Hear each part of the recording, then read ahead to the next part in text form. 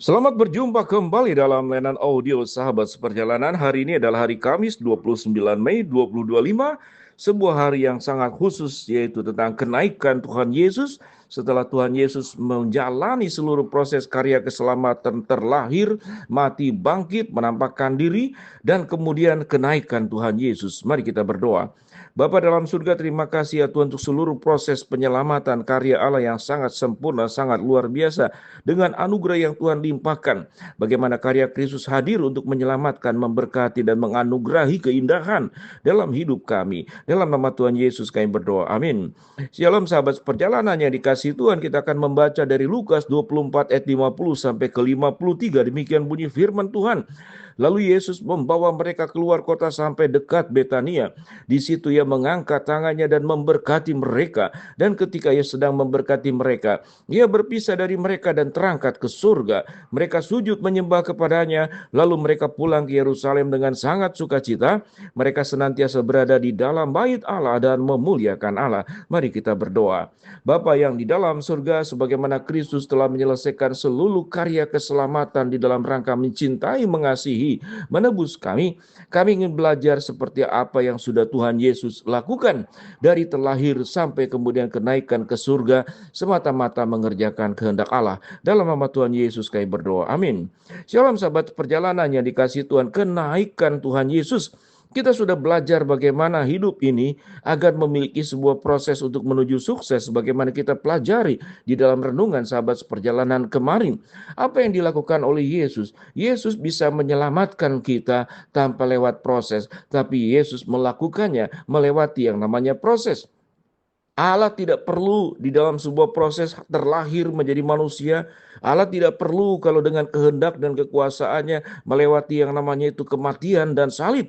Tetapi Tuhan menanggung. Karena kalau Tuhan Yesus tidak datang ke dalam dunia, menanggung seluruh dosa-dosa manusia di dalam dunia ini, maka dosa itu akan tetap melekat di dalam diri kita.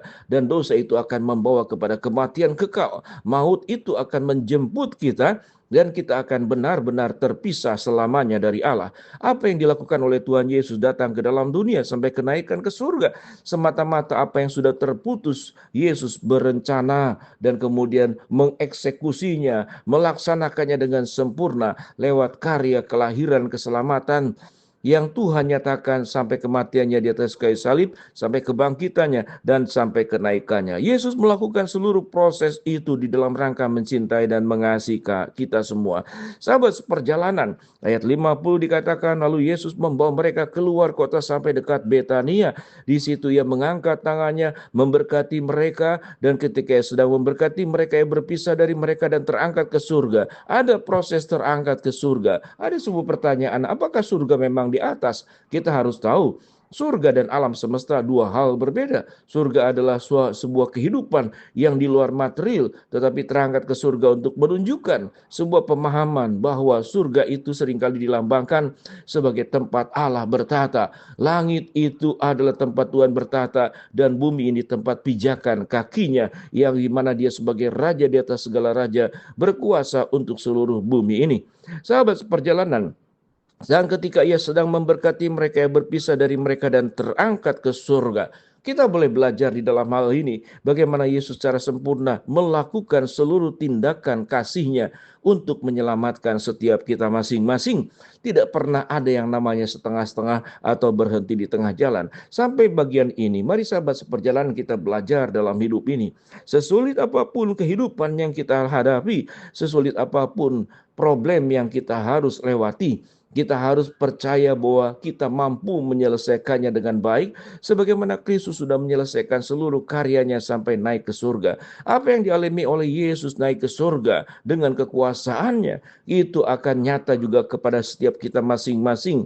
Kenaikan Tuhan Yesus memberikan sebuah pelajaran kepada setiap kita masing-masing. Satu hari kelak nanti, hidup kita tidak selamanya dalam dunia ini. Kita akan naik ke surga. Bagaimana Yesus akan datang kedua kali menjemput setiap kita masing-masing. Dengan pemahaman seperti itulah, biarlah kita boleh mengerjakan seluruh proses kehidupan ini dengan sebaik-baiknya, dengan sungguh-sungguh, dengan kebenaran, dengan kekudusan, dengan ketulusan. Problem sesulit apapun, dengan bersandar meyakini satu hari kelak nanti seluruh kesusahan, penderitaan, problem dalam hidup ini akan berakhir. Suatu kita nanti akan diangkat oleh Tuhan Yesus yang akan kedua kali menyongsong dengan para malaikat yang menyambut kita, dan kita akan berada di rumah Bapa di surga. Ayat 52 sampai 53 dikatakan, mereka sujud menyembah kepadanya. Lalu mereka pulang ke Yerusalem dengan sangat sukacita. Kalimat sangat sukacita tentu. Ini sesuatu yang di atas kegembiraan, di atas kesukacitaan dunia. Tapi sukacita yang kekal, sukacita dengan janji Allah yang akan datang. Kalau kita membaca di dalam Yohanes 14 ayat pertama sampai ketiga, bahwa Yesus terangkat ke surga akan menyediakan tempat rumah Bapa di surga.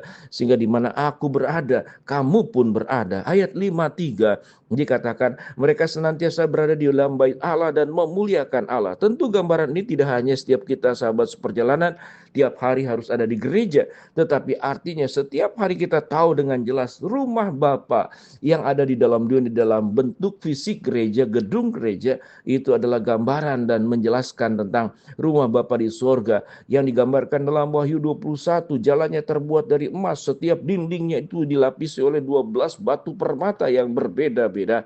Itu sebuah keindahan. Dengan demikian sahabat perjalanan, mereka senantiasa berada di dalam bait Allah dan memuliakan Allah.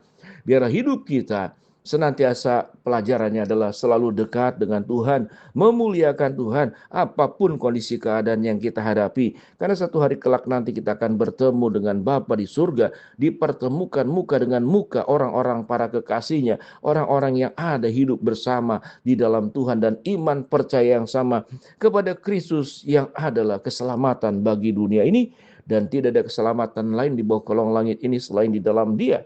Dialah yang satu hari kelak nanti setelah dia terlahir, mati, bangkit, naik ke surga, akan datang kedua kali menjemput setiap kita masing-masing. Mari sahabat seperjalanan, apa yang kita maknai dari hari kenaikan Tuhan Yesus ini? Kita boleh menjadi orang-orang yang kuat, dan kita menjadi orang-orang yang terus berjalan bersama dengan Tuhan. Kehidupan kita tidak pernah akan jatuh, kehidupan kita akan selalu terangkat. Pemazmur berkata, kalau engkau jatuh tidak akan sampai tergeletak.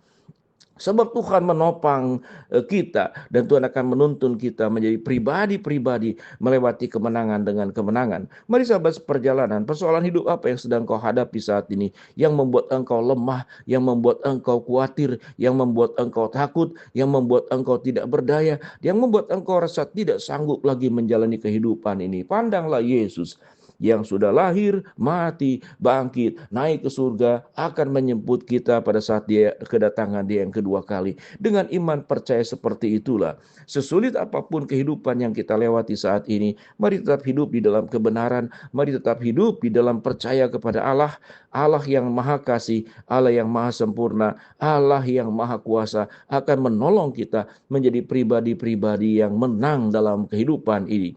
Sahabat seperjalanan, jangan terus melihat bahwa kita menjadi orang yang sedemikian malang, lalu kemudian kita hanya berkeluh kesah dan bersungut-sungut sampai kita melupakan ada Sang Maha Kuasa, sumber pertolongan, sumber kekuatan yang memampukan kita berjalan melalui kehidupan dalam dunia ini yang berat ini, dan Tuhan satu hari kelak nanti akan menjemput kita. Kesusahan dalam dunia ini tidak bisa dibandingkan dengan sukacita suatu hari kelak nanti bersama dengan Tuhan.